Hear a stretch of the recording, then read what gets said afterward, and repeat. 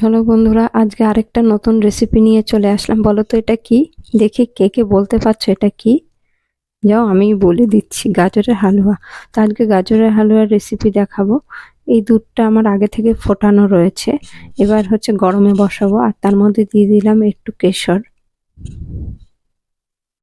এবার একটু এলাচ থেতো করে দেবো। গুঁড়ো করতে হবে না, আমি থেতো করেই দিচ্ছি, তোমরা যেভাবে পছন্দ করো সেভাবে দিতে পারো।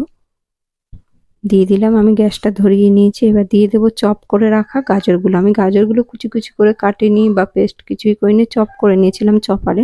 তোমরা যেভাবে পছন্দ করো সেভাবে কুচি কুচি করে কাটলেও হয়ে যায়।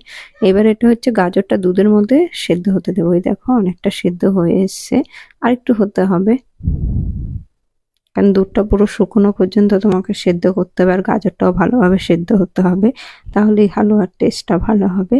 আমি একটু দেখে নিচ্ছি সেদ্ধ হয়েছে কিনা, দেখলাম, বাট আর একটু হতে হবে।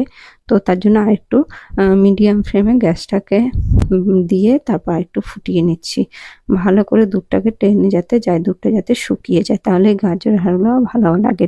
লেতলেতে হলে ভালো লাগে না। এবার আমি নিয়েছি, দেখো ঘি নিয়ে নিয়েছি, তার মধ্যে ড্রাই ফ্রুটগুলো ভেজে নেব। আমি এখানে নিয়েছি কাজু আর আমন্ড, তোমরা তোমাদের পছন্দ মতো ড্রাই ফ্রুট নিতে পারো। এবার ঘিতে ভেজে ঘিটা শুদ্ধই ড্রাই ফ্রুটগুলো গাজরের মধ্যে ঢেলে দেবো। একটু হালকা ভাজা হলে, ব্রাউন হয়ে গেলে ড্রাই ফ্রুটগুলো তারপরে ঢালবো। আর ঘিটাও তোমাদের পরিমাণ পছন্দ মতো তোমরা দিতে পারো, কেউ কম খায় কেউ বেশি খায়, সেটা তোমাদের চয়েস। এর মধ্যে একটুখানি আমি কেশর দিয়ে দিলাম, আগে দুধের মধ্যে দিয়েছিলাম, এর মধ্যে একটু দিয়ে দিলাম কেশর, তাতে টেস্টটা অনেকটা ভালো আসে, স্মেলটা ভালো হয়।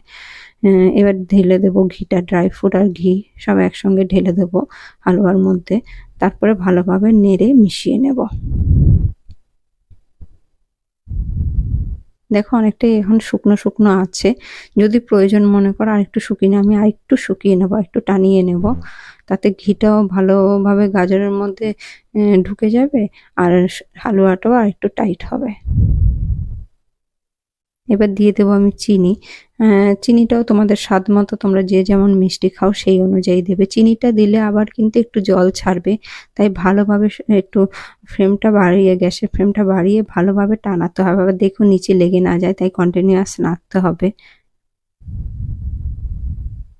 সামান্য একটু নুন দিয়ে দিলাম।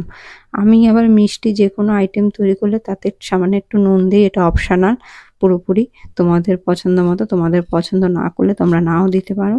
এটা ভালো করে এবার ড্রাই করে নেব, কারণ জল জল থাকলে এটা টেস্ট আসবে না। দেখো রেডি হয়ে গেছে, দেখো অনেকটা ড্রাই এটা। এবার ওপর দিয়ে আরেকটু ড্রাই ফ্রুট আমি ছিটিয়ে দিলাম, এটাও অপশনাল। দেখো কেমন হয়েছে, তোমরা বলো কে কে খেতে চাও বলো।